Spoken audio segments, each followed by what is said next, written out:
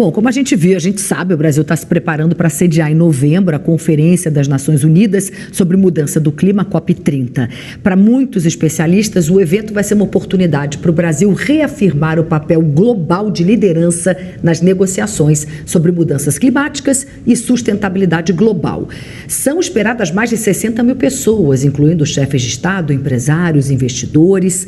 A realização da COP também vai dar espaço para a agenda ESG, que se refere às boas práticas empresariais sobre sustentabilidade ambiental, responsabilidade social e governança corporativa.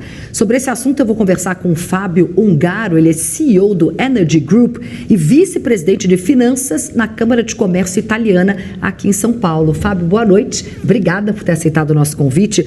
Fábio, qual é a importância dessas práticas ESG nas relações internacionais e, na sua visão, como é que as empresas brasileiras estão nesse quesito? È una pergunta, direi, ben abrangente, né? Perché in generale io direi che o começo de tudo nasceu na Europa, portanto nós temos interesse muito forte na Europa sobre as questões sociais, particularmente sobre as questões ambientais. Isso gerou uma força que envolveu as grandes empresas e isso gerou na filiera inteira interesse muito importante e quase uma obrigação de considerar tudo isso como elemento importante do desenvolvimento, não só social, mas também econômico dos mercados e de consequência do nosso planeta. Eu diria que o Brasil é um país que desde sempre considera a responsabilidade ambiental como uma responsabilidade muito importante. Não só porque a Amazônia está no Brasil, mas em geral porque a consciência do brasileiro tende a considerar essas questões muito próximas, eu diria. As empresas no Brasil tende a seguir essa consciência. Portanto, até em termos de aceitação social, tem a necessidade de se comportar de uma forma no qual o consumidor enxerga que existe interesse, uma responsabilidade para o desenvolvimento do ambiente da forma desejada, considerando tudo aquilo que não só na COP, mas em geral todos os anos ultimamente nos países mais importantes, tanto nos Estados Unidos que na Europa que na América Latina, estão levando em seríssima consideração, nonostante exista ainda algum empecilho, né? Como você avalia a participação de empresas em eventos importantes como essas COP, por exemplo, para discutir exatamente essas iniciativas socioambientais? É algo que é fundamental, absolutamente fundamental? Eu diria che assolutamente sì, perché è verdade che è un tema che virou muito político, è un tema no qual todos os políticos têm que lidar, porque a sociedade exige isso, mas é óbvio que as empresas onde reside o maior poder econômico, as maiores empresas podem ser liderança de movimentos que envolvem todas as empresas, não só que fornecem a elas, mas que são afilieiras econômica e produtiva que têm um impacto ambiental. Considerado tudo, é quase pleonástico dizer que qualquer ação não precisa ser uma ação de grande porte. Todos nós, nas pequenas e médias empresas, também precisamos considerar um elemento ambiental e social de forma muito mais séria de como já fizemos. Só que as empresas de médio e pequeno porte precisam de uma vamos dizer, um empurrãozinho, né? Porque todas as empresas lidam todo dia com resultados econômicos e talvez sem ter o plafond de recursos que as grandes empresas têm. Mas se as grandes empresas, não só como exemplo, mas também como, eu diria, como ajuda nessa evolução em toda a filiera de empresas menores, provavelmente vai forçar ainda mais os governos a tomar atitudes um pouquinho mais firmes e fortes onde elas podem fazer isso. Você é CEO do Energy Group. Como é que vocês lidam com esses desafios da agenda ESG dentro do grupo? Olha, primariamente diria que ESG não significa só ambiental, significa também social e governança. Eu diria uma coisa muito interessante que eu não diria que a gente lida enquanto coloca processos, porque vem quase que natural. É, por exemplo, o conceito de equidade, de gender equity, de equidade de gênero dentro das empresas. Eu, pela minha cultura, não diria nem tanto europeia, mas diria familiar, sempre fui acostumado, meu pai e minha mãe trabalhavam iguais, cada um no próprio emprego, a considerar um emprego como um emprego, não um emprego que tem um gênero. Portanto, para mim, as primeiras vezes que eu fui encarar situações no qual, por exemplo, uma mulher era tratada diferentemente em termos de salário do que um homem no mesmo cargo, fiquei até surpreso.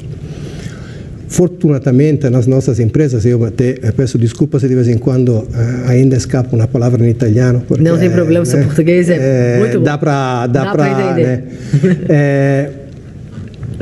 A gente simplesmente utilizou essa filosofia. Para nós, um emprego é um emprego. É a única coisa que precisa ser qualificado para ele. Tem um salário independentemente de que o candidato seja homem, mulher ou qualquer outro tipo de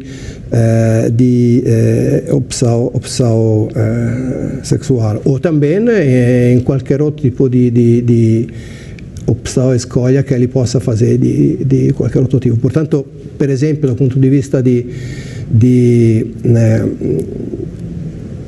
responsabilidade social, a gente considera isso como normal. Não obstante isso, eu acho que a gente tem que se posicionar um pouquinho mais. Nós fazemos, de vez em quando, participamos de várias iniciativas, porque é verdade que, per quanto existam pessoas como eu que acham isso normal, um tratamento equo, existe muitas situações no qual não é, portanto, às vezes precisa realmente forçar um pouquinho a barra, né? Passar um pouquinho do limite do equilíbrio para tentar voltar a um equilíbrio um pouquinho melhor da outra parte. Tem várias pessoas que conheço, com qual colaboro, que só pensam igual. Vocês dentro do grupo, quais são as empresas que estão dentro do grupo Energy Group e quantos colaboradores vocês têm aí no total? Em total passamos o último número era mais para 500, 600. Nós temos empresas que trabalham, 5 empresas que trabalham em vários níveis de negócios corporativos e também retail. Uma delas é locação de veículo, luxo e super executivo. Uma delas é uma empresa que nasceu como corretora de seguros, mas trata hoje à frente da gestão de saúde dentro a uma empresa como algo integrado, porque a tendência é pensar que uma corretora trata um plano de saúde, mas na verdade a saúde dentro da empresa é muito mais do que isso. A gente tem a ajuda de uma outra empresa do grupo, que é uma empresa de recursos humanos, e de uma outra que é de medicina ocupacional, que juntam as forças para encarar de forma integrada a frente de saúde das empresas. Portanto, já mencionei 4, talvez possa não mencionar a 5ª, porque senão a coisa vai longe. Não tem problema. Bom, ainda nessa questão da pauta ambiental, mas ampliando para as relações internacionais, principalmente com a Europa, como é que você enxerga esse acordo comercial entre União Europeia e Mercosul? Como é que deve ser a postura do governo italiano de agora em diante? Olha, a minha opinião é minha opinião. Sim. A opinião do governo italiano talvez não seja exatamente igual. A primeira coisa que me vem de dizer é que ainda vai demorar um pouquinho para começar a ver alguns efeitos sobre esse acordo, porque existe a aprovação dos vários parlamentos da Europa, tem que passar aqui também através de vários filtros, tem um longo caminho.